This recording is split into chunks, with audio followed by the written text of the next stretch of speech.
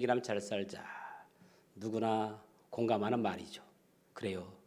어차피 살아야 할 인생이라면 제가 종종 쓰는 말처럼 찌질이처럼 살지 말고 정말 아름답고 멋지게 살았으면 좋겠습니다.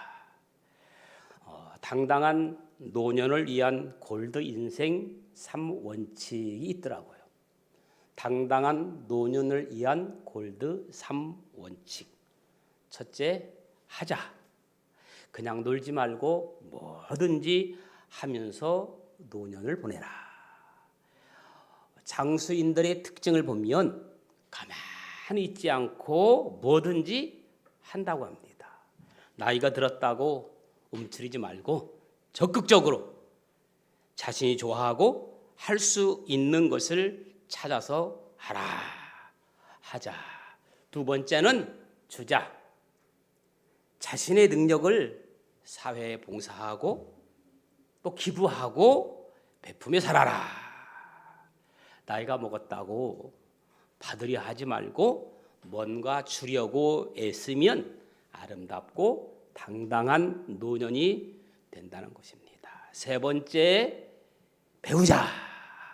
일반적으로 은퇴를 50, 60대를 지나 적어도 30년 이상 적극적으로 사회에 참여하고 살고 싶다면 배움에 조금의 주저함이나 망설임이 없어야 한다. 잘 살아야 잘 떠날 수 있답니다.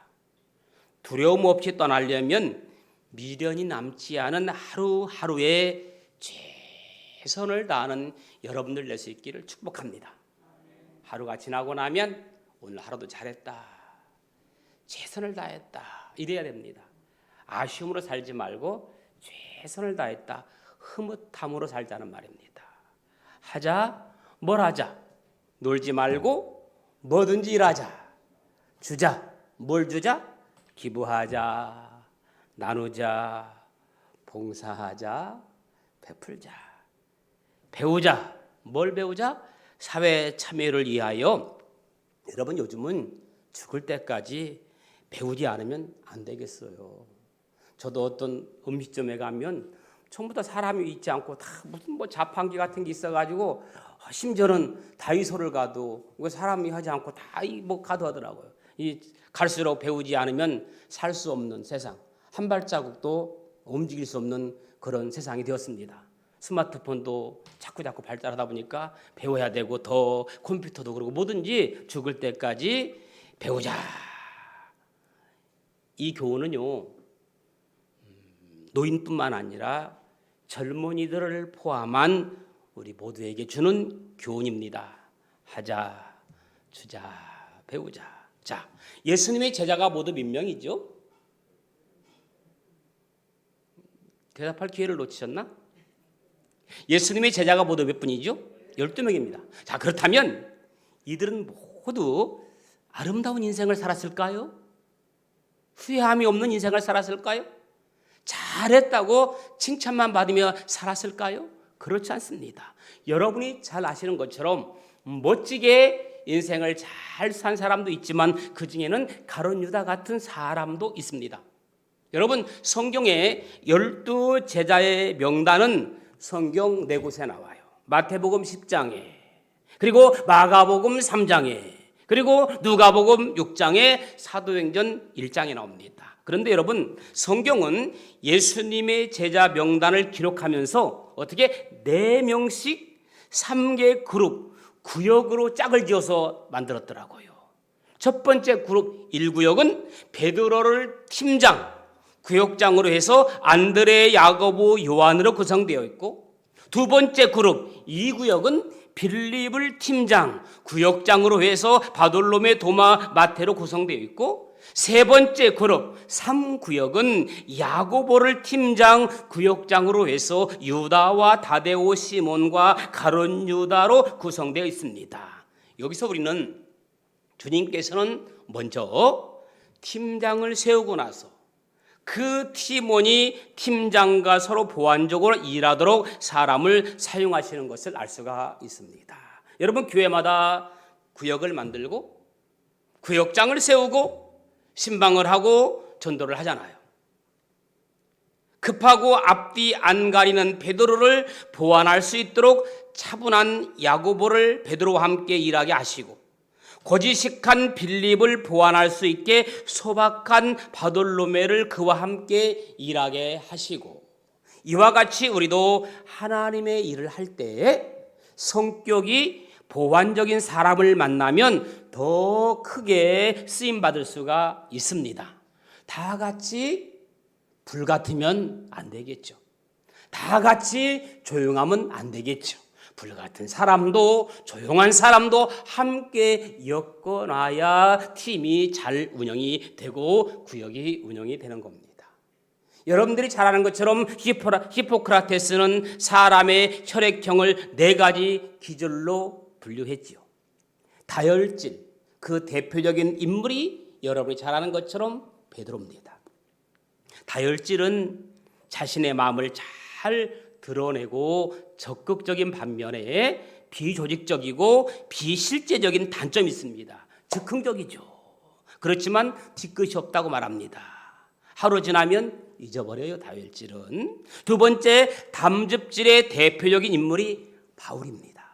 독재자, 심하게 표현하면 조직 폭력배가 이러한 기질에 속합니다. 담즙질은요, 계획적이에요. 의도적입니다. 치밀합니다. 또한 한번 시작하면 끝을 보는 성격이죠. 그러다 보니까 성공지향적인 반면에 잔인하고 뒤끝이 살벌합니다. 세 번째, 우울질의 기질이 대표적인 인물이 우리는 모세를 꼽습니다. 우울질은 감성이 풍부하고 떨어지는 낙엽에도 눈물을 흘리고 예민하고, 거기서 그래서 철학자와 예술가가 많다고 합니다. 그리고 천재 중에 우울질이 많습니다. 네 번째, 점액질의 대표적인 인물이 도마입니다. 한마디로 궁시렁 스타일. 그런데 이런 사람은요, 궁시렁 거리면서 끝까지 불평 않고 성실하게 따라오기는 따라와요.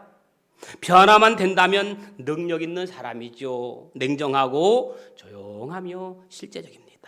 유명한 레슬리 크릭이라는 사람은 베드로를 분석하기를 갈릴리 호수 같은 사람이라고 했습니다. 갈릴리 호수. 갈릴리 바다는 호수이면서 바다라고도 부릅니다. 조용하다가도 폭풍이 불면 엄청난 파도를 일으킵니다. 그래서 갈릴리 호수를 바다와 같다고 해서 우리는 갈릴리 바다라고도 부르죠. 베드로를 갈릴리 호수같이 종잡을 수 없다 하여 그렇게 비유했습니다. 여러분이 잘 아는 것처럼 베드로는 조용하라고 하면 깨어있고, 참으라고 하면 성질 부리고, 그리스도를 인정해야 할 때 부인합니다. 베드로는 예수님께서 너는 나를 누구라고 하느냐 질문했을 때 주는 그리스도시요 살아계신 하나님의 아들이라고 그렇게 신앙을 고백합니다. 그의 고백에 예수님 감동하셨어요. 그리고 나서 예수님께서 그렇다면 내가 내 십자가를 질 수 있느냐 질문했을 때 베드로가 못한다고 했어요. 그랬다 예수님은 베드로를 향하여 뭐라고 했습니까? 사단아 물러가라고까지 말씀했습니다. 이 2가지 대조되는 내용이 동시에 언급되고 있습니다. 마태복음 14장에 보면요, 예수님이 폭풍 가운데 바다로 건너갑니다.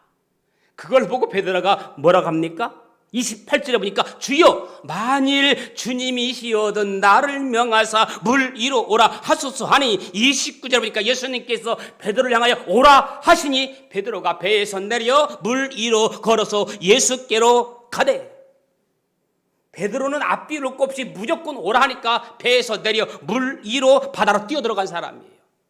그러다가 순간 바람을 보고 무서워 물에 빠져 살려달라고 고함을 쳤던 사람입니다. 여러분 보세요. 예수님이 제자들의 발을 씻길 때도 베드로는 절대 그렇게 할 수 없다. 어떻게 감히 예수님이 제 발을 씻을 수 있습니까? 라고 말했어요. 그러자 예수님께서 발을 안 씻으면, 내가 발을 안 씻기면 나와 상관이 없다고 말하자 베드로가 뭐라고 말합니까? 그러면 나를 차라리 목욕까지 시켜달라고 했던 인물입니다. 베드로는 또한 예수님을 최초로 부인한 사람이죠. 우리 모두도 이 같은 베드로와 같이 연약한 사람들입니다. 중요한 것은 베드로가 오늘 보니까 예수님 만나 변화되었다는 사실입니다. 예수님은 우리의 약점과 장점, 현재와 미래, 내 생각까지 다 아시는 분입니다. 자, 그러면 베드로가 어떻게 치유되고 어떻게 변화되고 다듬어진 보석이 되었는지를 함께 생각해 보려고 합니다. 한번 따라합시다. 다듬어진 보석. 자, 오늘 본문을 보면요, 요한이 베드로와 안드레를 데리고 예수님께로 가는 장면이에요. 요한복음 요 구절을 보면 1구역 구역장은 요한이 되어야 하는데 왜? 요한이 베드로를 예수님께 데려왔으니까. 그런데 요한이 구역장이 되어야 되는데 베드로가 구역장이 된 걸 보면 베드로는 적극적인 반면에 요한은 성경 보니까 말수가 적고 내성적이었다. 사랑의 요한이라고 하잖아요. 사랑의 사도 요한. 여러분 성경 보면 요한 1서, 2서, 3장 하나님은 사랑이라, 하나님 사랑해. 요한은 사도 요한은 계속 사랑을 불어주고 있습니다. 그러니까 말수가 적고 내성적인 요한보다는 적극적인 베드로가 앞장서서 팀장, 구역장을 한 것 같습니다. 여기에 대해서 전혀 요한은 불만이나 어떤 말이 없었습니다. 자, 첫째로 베드로는 주님께 나왔다는 겁니다. 아멘. 오늘 이 시간 주님 앞에 나온 여러분들에게도 놀라운 베드로와 같은 다듬어진 보석과 같은 인재가 되기를 축복합니다. 마태복음 9장 12절에 보니까 건강한 자에게는 의원이 쓸데없고 병든 자에게 쓸데 있느니라. 우리는 모두 연약한 존재이기 때문에 예수님이 필요합니다. 우리는 약한 자입니다. 영적으로 병든 자입니다. 그런데 영적으로 약하고 병든 자가 주님께 나가면 치유해 주십니다. 베드로의 장점은 뭡니까? 나는 죄인으로서이다. 정직성입니다. 나는 죄인입니다. 우리는 나 자신을 모르겠고 여러분 자신을 알 수 있겠습니까? 저도 저 자신을 잘 몰라요. 나 자신을 모르겠고 종잡을 수 없으며 모순덩어리지만 그럼에도 불구하고 주님께 나아가기만 하면 주님께서 귀하게 여겨주시는 줄로 믿습니다. 자기 스스로 건강한 척하면 예수님은 나와 상관이 없다고 말씀하십니다. 예수님은 예나 지금이나 바리새인을 가장 싫어하셨습니다. 그 당시 바리새인은 어떤 사람입니까? 바리새인이라는 뜻이 뭐예요? 분리되었다, 거룩한 자라는 뜻이죠.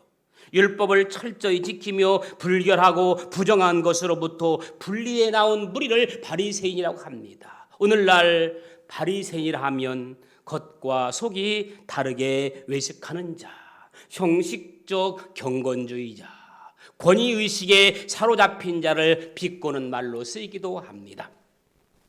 누가복음 10장에 보면 선한 사마리아 비유를 너무나 잘 알고 있습니다.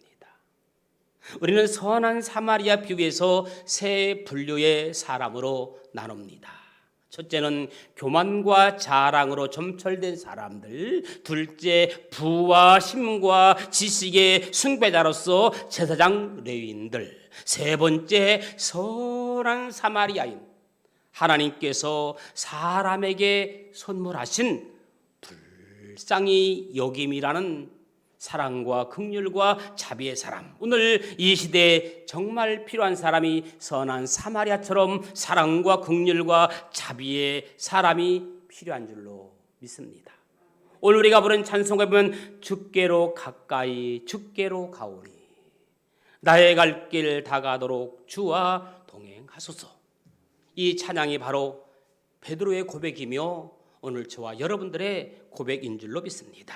베드로는 3년 반 동안의 훈련을 통해서 조금씩 변화되었다는 겁니다. 중요한 것은 변화되어 가고 있다고 하는 거지요. 어제보다는 오늘보다는 내일 우리의 믿음이 날마다 성숙되어 가고 변화되어 가고 있다는 것입니다. 여러분의 신앙도 갈수록 변화되어 가기를 축원합니다. 어제보다는 오늘의 신앙이 더 뜨거워야 되고 오늘보다는 내일이 더 뜨거워야 됩니다. 그런데 문제는 우리가 오랫동안 예수를 믿을수록 변화되어 가지 아니하고 변질되어 간다고 하는 게 문제입니다. 퇴색되어 간다고 하는 것이 문제입니다.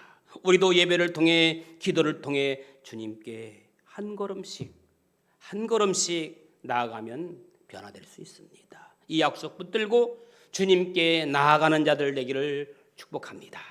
두 번째, 베드로는 예수님으로부터 격려를 받았습니다.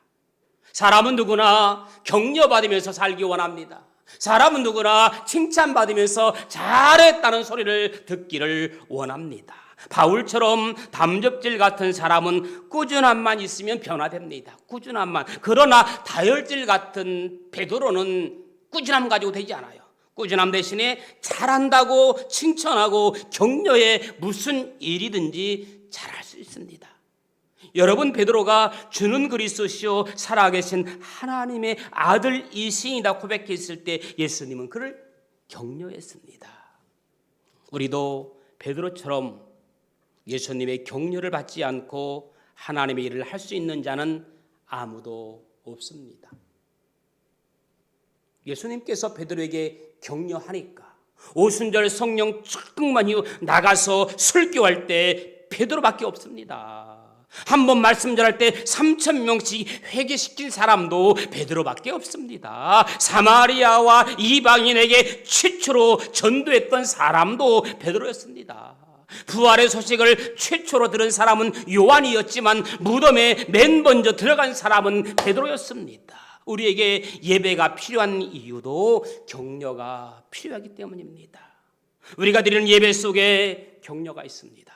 우리가 드리는 예배 속에 위로가 있습니다. 우리가 드리는 예배 속에 치유가 있고 용서가 있고 사랑이 있습니다. 예수님은 부활하신 이후 베드로에게 반성하라. 베드로가 예수님을 3번 부인했죠. 그리고 나중에 예수님 부활하셨죠. 부활하신 예수님 3번 부인한 베드로를 찾아가서 아무 말씀하지 않았습니다. 과거를 묻지 않았습니다. 옛 것을 묻지 않았습니다. 부활하신 예수님 베드로를 찾아가서 아무 말씀하지 아니하시고 직접 생선을 구워서 아침 조반을 함께 하자고 했습니다. 아침 조반 속에는 용서와 사랑과 모든 것들이 다 품어 있습니다. 날마다 주님께서 부어주시는 격려로 살아가는 여러분 되기를 예수님의 이름으로 축복합니다. 저도 개인적으로 누가 저를 지적하거나 비판하는 사람보다는 저를 잘한다고 격려해 주는 사람이 좋아요. 여러분들도 그럴 겁니다.